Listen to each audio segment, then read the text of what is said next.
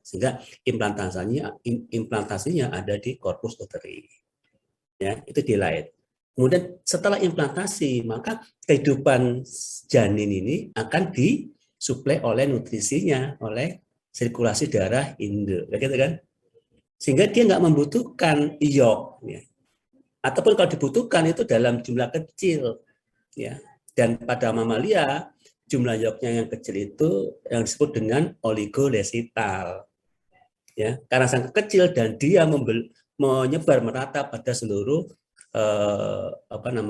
sel telur, sehingga ketika siopnya ini menyebar merata dalam jumlah sedikit, maka hasil pembelahan sel blastomer pada mamalia itu ya bersifat ekual gitu ya, sama bentuknya ya, dan relatif cepat. Karena apa? Karena gitu jumlah yolknya sedikit. Ingat, rumus Balfour itu menyebutkan bahwa kecepatan pembelahan sel blastomer itu berbanding terbalik dengan jumlah yolk. Gitu toh? Masih ingat ya? Nah ini sekarang kita bergeser ke kata nih. Nah, kata ini karena dia fertilisasinya eksternal, ya, ada yang bilang in vitro, kalau saya sih lebih suka eksternal, ya, in vitro, maka dia berkembang itu kan juga membutuhkan nutrisi. Ya. Ada yolk di sana. Dan yolk ini diperlukan, cuman jumlah yolknya tidak banyak, gitu kan? Sehingga disebut dengan mesolesital. Meso itu kan di tengah-tengah, mesoderm, gitu kan? Meso di tengah, ya. Dan kalau kita praktikumkan kemarin itu, keberadaan yolk ini hanya ada di salah satu kutub. Kutub itu kan sebenarnya mengarah pada proses perkembangan anterior dan posterior. Ternyata dia ada di bagian kutub vegetal yang nanti akan menjadi bagian posterior. Nah, karena yolknya itu ya berada di kutub vegetal, maka gitu kan, kecepatan pembelahan ini menjadi berbeda antara kutub animal dan kutub vegetal. Yang di kutub animal yang menjadi anterior tubuh itu sangat cepat, gitu kan ya. Sedangkan yang di kutub vegetal itu relatif lebih lambat, sehingga hasil pembelahan sel blastomernya menjadi tidak seragam.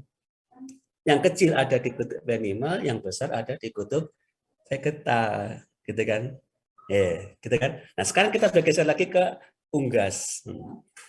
Unggas ternyata bukan lagi mesolesital, tapi super lesital, ya, sangat dominan, maka disebut dengan mega atau polilesital. Saking banyaknya gitu ya, saking banyaknya sehingga yang kutub animal nggak sempat untuk ya membagi gitu ya, untuk berbagi proses pembelahan itu. Jadi seakan-akan pembelahannya itu ada di salah satu kutub, saking gedenya ya, sehingga yang tidak akan terbagi menjadi seperti halnya pada kata. Ya. Jadi tidak ada lagi kemudian yang namanya mikromer dan makromer. Kenapa? Ya sebenarnya dia menyerupai mamalia, cuman dia hanya terjadi pada salah satu kutub. Nah, perbedaan-perbedaan ini ya kemudian yang perlu kita sampaikan ke mahasiswa, gitu ya. Jadi nanti prinsipnya adalah ada pola yang bervariasi. Meskipun endingnya ya ayam tetap jadi ayam, dan itu ternyata kan semua by design, gitu ya. Semua by design. Saya nggak tahu gimana cara gitu ya, kalau Anda mau pelajari tentang pergerakan primordial germ cell untuk membentuk bakal gamet gitu ya pada saat embrional, ya. Atau kalau Anda mau belajar tentang morfogenesis minggu yang lalu misalnya, itu kan tidak sesederhana yang kita sampaikan.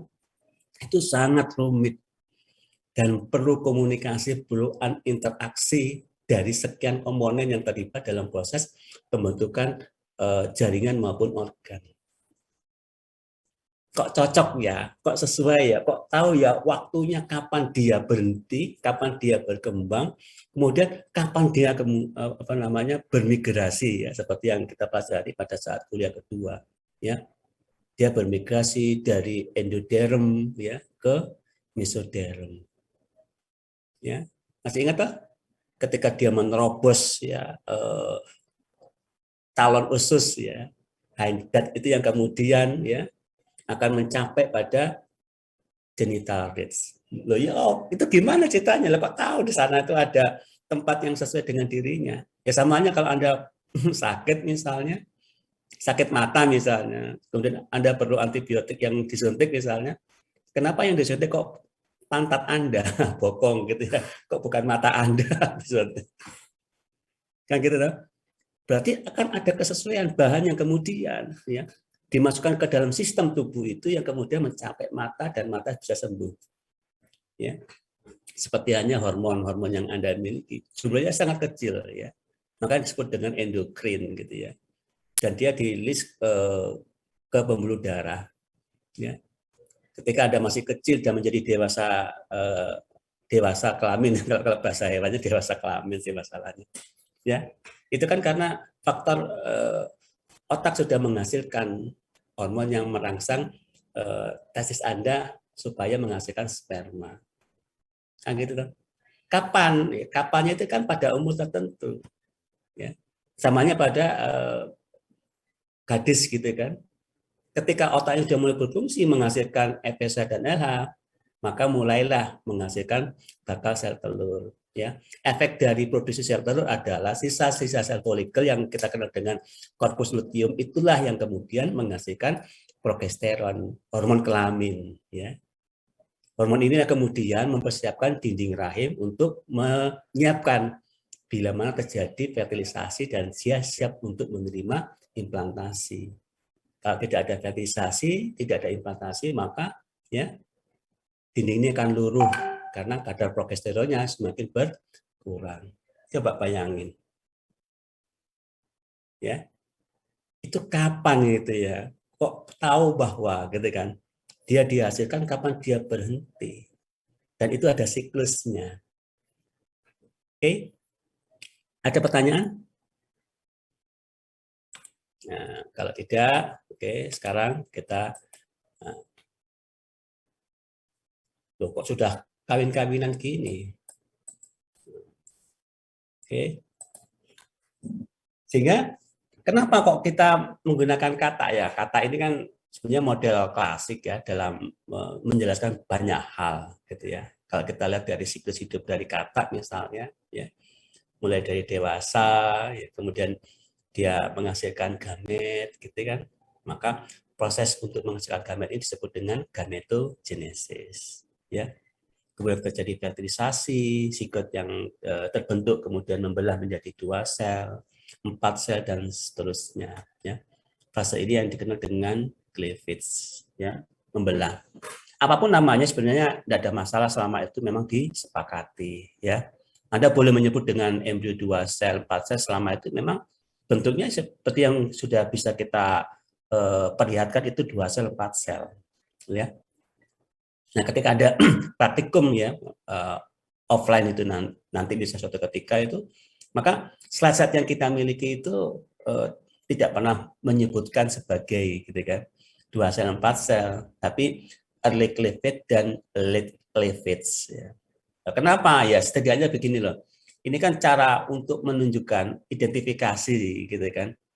Ya samanya kita mau menyebut Dr. Epi ini apa sih? Yang penting ya, yang jelas dia laki-laki kan gitu kan. Dia berkacamata misalnya ya. Rambutnya sudah mulai berubah nih. Itu kan ciri ya. Boleh-boleh saja untuk melabel sesuatu bahan biologis juga demikian. Bahkan ketika Anda riset ya, nanti tugas akhir pun di definisi operasional juga disebutkan. Nah, definisi operasional itu kan apa yang Anda lakukan. Kalau Anda apa yang lakukan itu boleh sesuai dengan definisi Anda. Gitu ya. Ya paling tidak dari referensi yang digunakan gitu ya. Sehingga untuk mendefinisikan itu bisa bermacam-macam. Nah, nanti kita bisa diskusi soal tugas akhir nanti ya. Kemudian setelah dia membelah ya, kemudian menghasilkan rongga ya. Maka proses selanjutnya adalah ya, terbentuknya 3 lapis daun kejambah yang kita kenal dengan gastrula. Prosesnya adalah gastrulasi. Ya. Sebenarnya hampir sama dengan blastula, sama-sama mempunyai rongga. Yang membedakan adalah rongga di dalam gastrula ini ya diikuti dengan gitu kan pembentukan lapis-lapis dari blastomer yang kita kenal dengan ektoderm, mesoderm, dan endoderm. Ya. Nah, kemudian pada fase neurulasi ini kan menjadi khas ya. Khas ini pada kata sudah mulai disebut dengan organogenesis. Padahal yang kita pelajari pada mamalia, ya, fase neurulasi itu masih dalam fase embryogenesis. Nah, gitu kan? Sehingga kalau mau dikaitkan antara timeline pada proses pembentukannya, yaitu Anda jangan kemudian terlalu kaku untuk menjustifikasi definisi itu sama pada semua spesies, gitu ya. Bahkan kalau mungkin saya dulu kuliah fertilisasi di sini enggak ya, saya menyebutkan proses fertilisasi pun antar spesies tidak selalu sama. Misalnya manusia dan ternak misalnya pada hewan itu ada perbedaan dalam proses fisiologis ketika sperma memasuki sitoplasma sel telur. Ya, kalau pada pada ternak, pada hewan itu ekor dari sperma itu tertinggal di perivitellin space. Ya, sedangkan pada human itu ekor itu include ya masuk ke dalam sitoplasma sehingga pada proses apa namanya intrasitoplasmic sperm injection gitu ya yang pernah dijelaskan Prof. Budion itu menggunakan sperma utuh. Artinya apa? Menggunakan sperma yang ada kepala dan ekornya. Jadi kan menjadi agak ribet gitu ya. Ya saya pernah soalnya ya penguji yang lain itu mempersoalkan teori fertilisasi dari mahasiswa peternakan ya. Karena dia dari FK pandangan dia ekor dan kepala itu masuk bersamaan ke dalam sitoplasma sel telur. Sedang pada hewan kan tidak gitu kan. Apa nggak salah ini? Ya, ya. Kan tergantung mahasiswanya gitu kan. Nah, mahasiswanya dari peternakan dari FK ya teorinya mengatakan itu tertinggal di perivitellin space gitu kan. Tapi kalau pada human kan tidak. Jadi jangan lantas kemudian ini menjustifikasi Anda untuk mengeneralisir apa namanya timeline dalam proses perkembangan individu tersebut, gitu ya. Ada spesifikasi khusus yang mungkin khas pada masing-masing spesies. Ya, bahkan nanti kalau Anda pelajari tentang teratologi itu berjalannya kecacatan itu sangat ya spesies spesifik, wah itu nggak ada itu, ya nggak bisa kemudian digeneralisir pada semua jenis spesies. Oke, nah kemudian berlanjut pada fase larva gitu ya, yang siap untuk menjadi katak dewasa. Nah, sekarang mengapa gitu ya kok menggunakan katak ya? Ya, tadi saya sebut bahwa katak itu adalah model hewan coba yang klasik ya, yang selalu digunakan dalam penelitian embriologi gitu ya. Ya, kenapa ya? Karena ketersediaannya gitu kan yang relatif ada pada setiap masa gitu ya musim ya dan puncaknya itu terjadi pada musim hujan. Musim hujan kan banyak ditemukan kata kawin gitu kan dengan suara-suara khasnya gitu kan. Nah, proses pembentukan gametnya ya, sama juga pada serupa dengan mamalia ya. Dia dihasilkan oleh ovarium ya. Jumlahnya sepasang ya. Sama juga sel telurnya, oositnya itu dikelilingi oleh sel-sel folikel, ya termasuk ditemukannya ada sel-sel TK, gitu kan. Nah, yang bagian luar dari oosit ini ya adalah membran vitellina. Kalau pada mamalia, kalau pada primata itu zona pellucida, ya, beda ya. Kalau pada ikan, meskipun fertilisasi sama pada kata lapisan keluar dari oositnya itu namanya korion ya hampir sama dengan nama selaput ekstra embrionik pada mamalia dan primata ya. Selaput ekstra embrionik itu kan ari-ari gitu ya, itu kan yang bersentuhan langsung dengan dinding rahim induk itu adalah korion ya, yang di bawahnya lagi lapisan lagi di dalamnya namanya allantois ya, yang paling dalam yang bersentuhan langsung dengan fetus itu adalah amnion ya, jadi hampir sama namanya. Oke, nah betina kata itu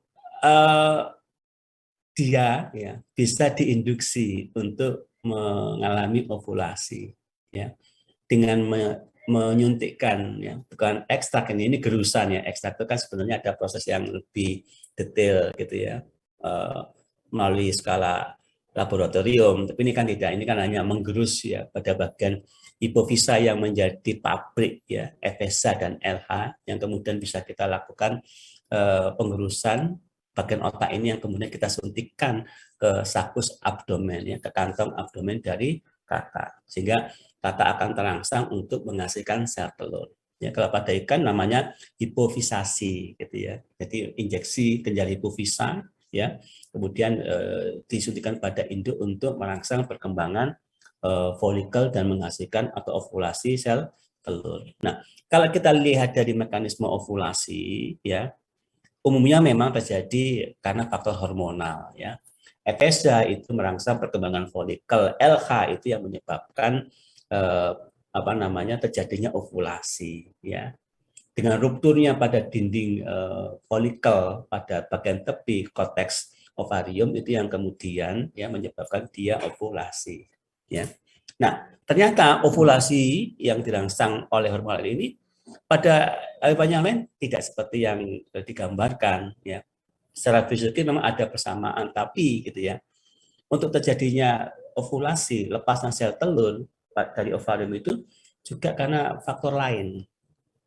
Ya. Kalau pada unggas itu karena ada intensitas cahaya. Jadi kalau di peternakan yang ingin menghasilkan telur ya, dalam jumlah tertentu, dia mengatur nih ya, intensitas cahayanya supaya menghasilkan produk telur yang lebih optimal, gitu kan. Nah, yang khas lagi pada kelinci, ya. Pada kelinci ini ovulasi terjadi itu karena ada rangsangan saraf ya, ada gesekan-gesekan mekanis dari penis pejantan yang kemudian menyebabkan betina ini mengalami ovulasi. Jadi ovulasinya itu ketika ada gesekan glans penis pada serviks kelinci, ya, sehingga dia baru mengalami ovulasi. Nah, pada dasarnya sel telur yang sudah mengalami ovulasi itu adalah sel telur yang sudah matang. Ya, masih ingat kan proses oogenesis ya, mulai dari pembelahan mitosis ya, kemudian mengalami 2 kali proses meiosis gitu kan ya, sehingga terbentuk satu ovum yang nanti di dalamnya ditemukan adanya 2 polar body ya, sebagai bagian indikator dari kematangan sel telur itu ya.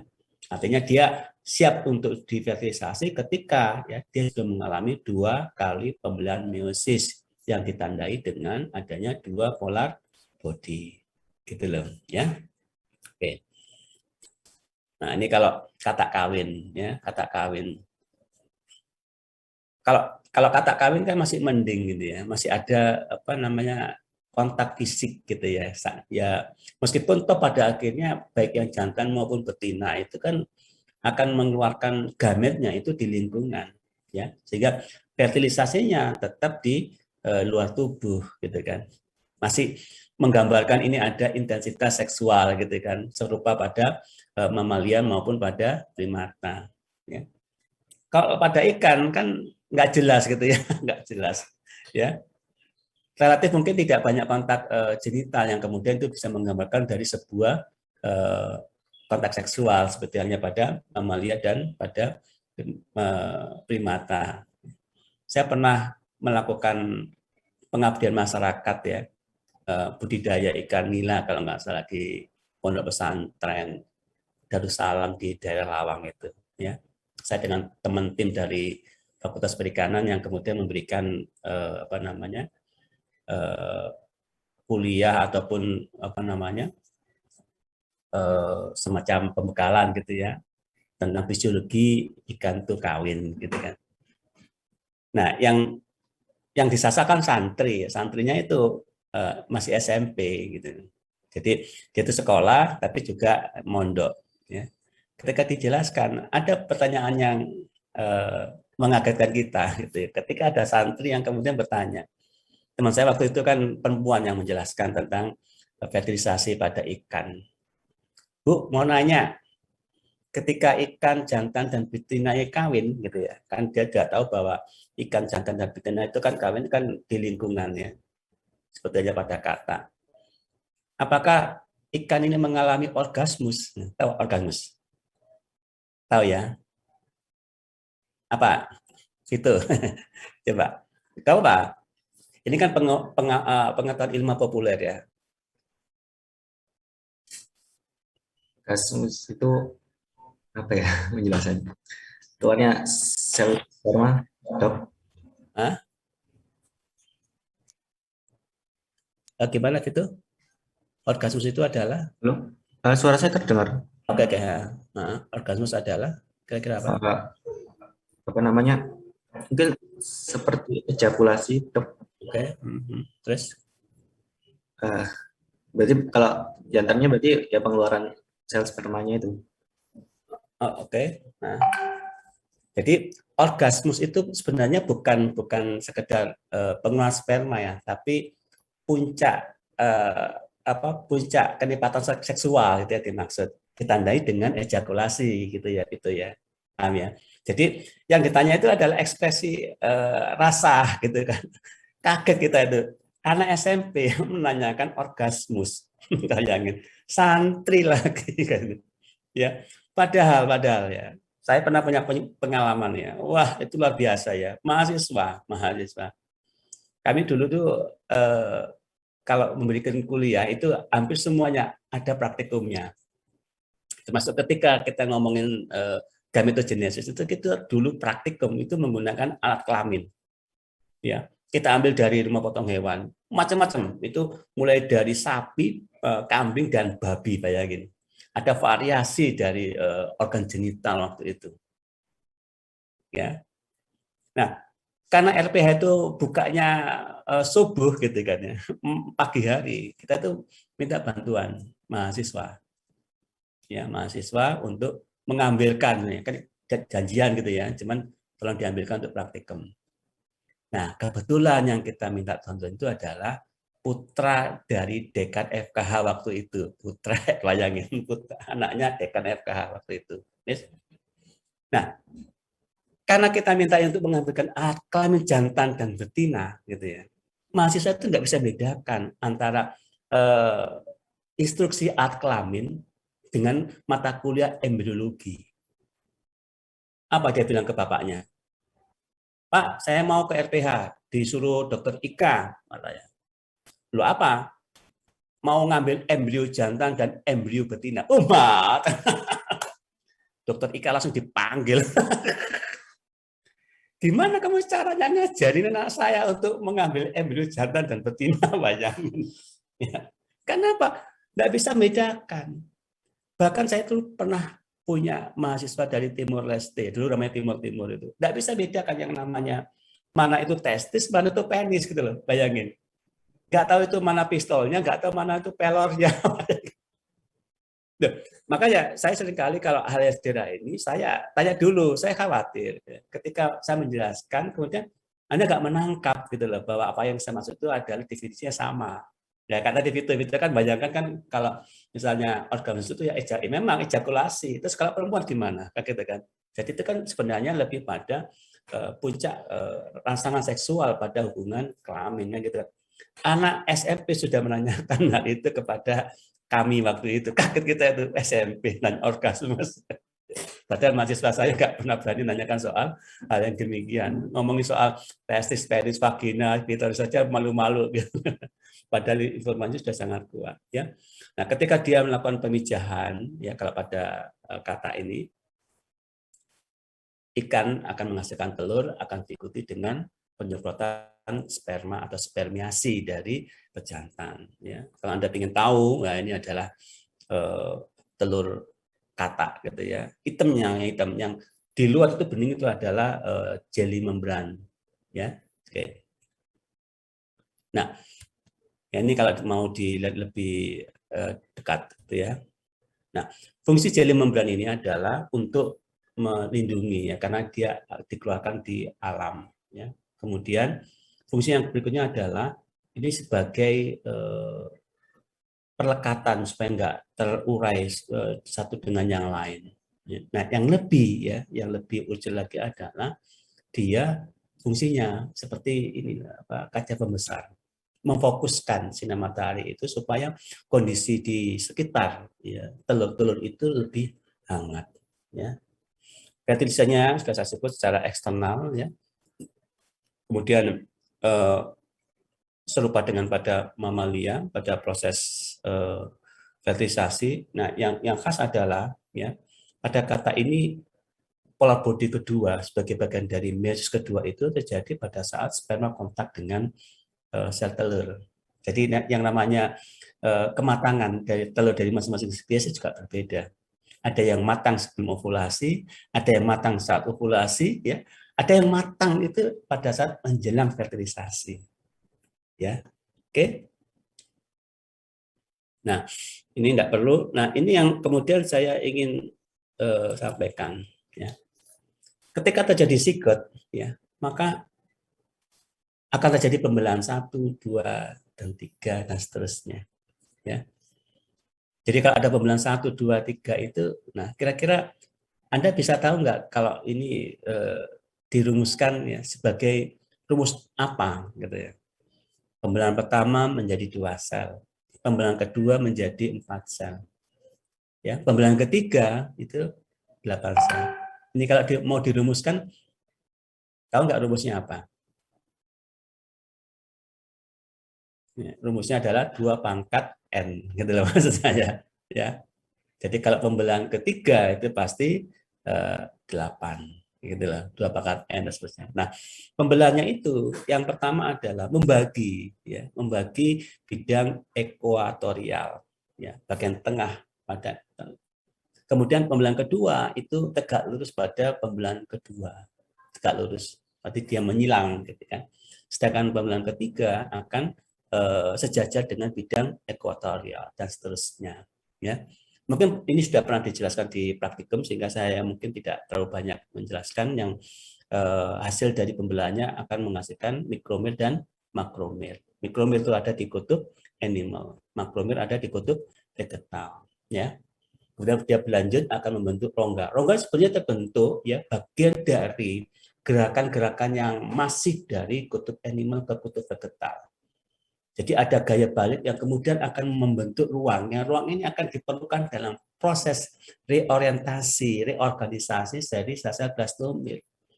Ya, kalau nggak ada ruang, terus bagaimana dia bisa akan mengubah gitu ya posisi yang semula di luar bisa ke dalam dan seterusnya, gitu kan?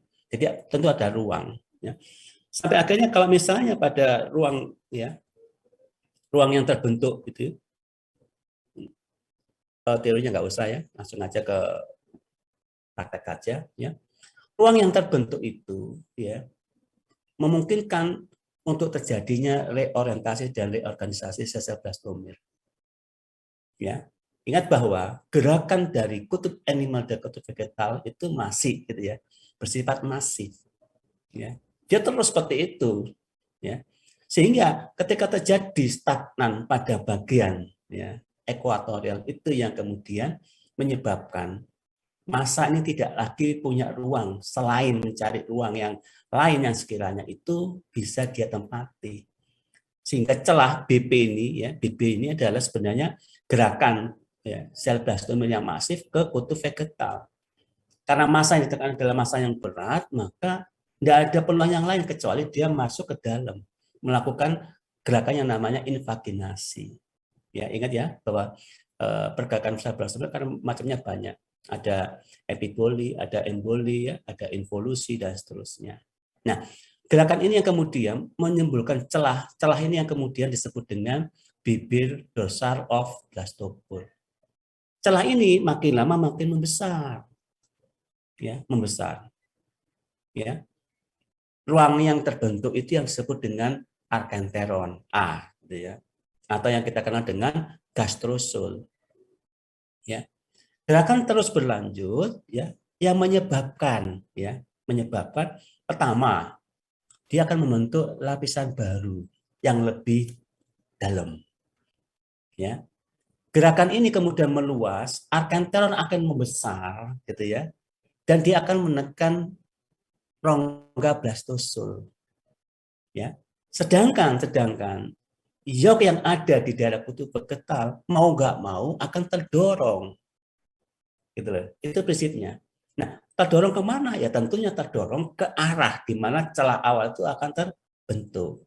Sehingga rotasi dari ruang arkenteron, gastrosul, ya, di samping dia memperluas ruang arkenteron dan gastrosul, dia menekan rongga blastosul, juga mendorong iok yang ada di kutub vegetal. Akhirnya apa? Ioknya meluber keluar, meluber tempat di mana celah awal itu terbentuk sebagai bibir dorsal of blastopore. Sehingga melubernya iok plak ini akan menghasilkan bibir baru yang namanya adalah ventral lip of blastopore. Gitu ya. Sehingga arkenteronnya akan nampak, ya. Kemudian iok plak terbentuk, ada dua bentuk bibir, dorsal dan ventral, dan organisasi dari blastomer yang melipat ke dalam itu yang akan menyebabkan terbentuknya lapisan baru, apakah itu mesoderm dan endoderm. Fase ini yang kita kenal dengan gastrula. Ya, terbentuk 3 lapis daun kecambah. Ya, ectoderm, mesoderm, dan endoderm kita sudah tindakan minggu yang lalu. Gitu ya. Nah, sekarang berlanjut ya. Coba Anda lihat pada warna biru, pada bagian dorsal ini. Ya, pada bagian dorsal ini terjadi penebalan ektoderm yang disebut dengan neural plate. Ya, ingat ya, neural plate ini adalah potongan sagital. Ini sebenarnya menyeluruh dari gitu ya, dari anterior ke posterior, gitu ya. Cuma ini dibagi tengah saja, gitu kan. Itu akan mengalami penebalan. Masih ingat kan? Proses terbentuknya susunan saraf pusat, ya. Proses dari terbentuknya neural plate, ya, kemudian enggak ada ya, neural plate, ya, kemudian hingga terbentuknya neural groove, masih ingat ya, kemudian bagian tepi-tepi dari neural groove yang kita sebut dengan neural fold yang nanti akan bertemu, ya, bertemu yang kita kenal dengan neural tube. Nah, proses ini mulai dari neural plate, kemudian menyekung namanya neural groove, kemudian bagian tepi neural fold ini akan bertemu, ya, akan membentuk neural tube, ya.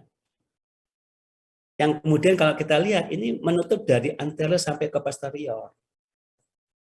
Jadi kalau misalnya pada kata ini ya, kita lakukan insisi pada bagian anterior, maka ini adalah bagian otak utama, ya. Ada otak depan, ada otak tengah, ya. Tapi neurotube-nya kan belum menutup sempurna, ya. Nah, kalau yang di belakang ini, ya, yang di bawah ini, ya, kalau kita lakukan insisi, ini sudah tertutup neural tube-nya, ya. Sehingga yang kalau di sisi pada bagian belakang dari larva kata ini, maka akan nampak otak belakang, ya, rhombocephalon.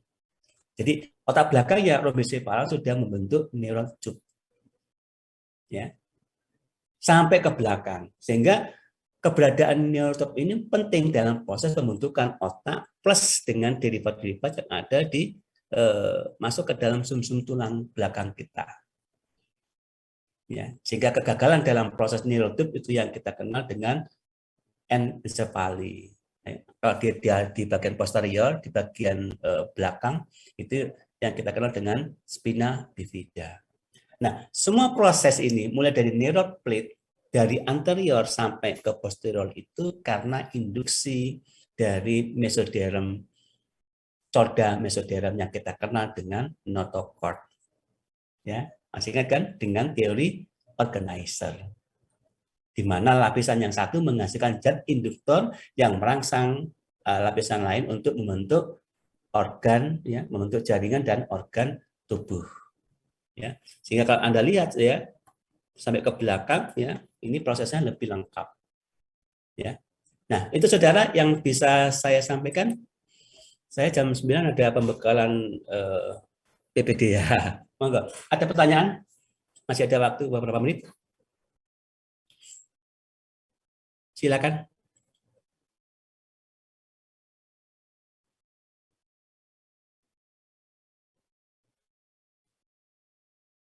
Nggak ada? Cukup?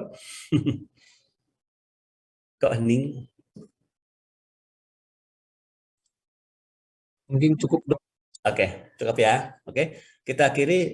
Kita akan ketemu di lain kesempatan. Terima kasih. Assalamualaikum warahmatullahi wabarakatuh. Assalamualaikum. Terima kasih, Dok. Ayo, Terima kasih, Dok. oke. Terima kasih, Mas Vito.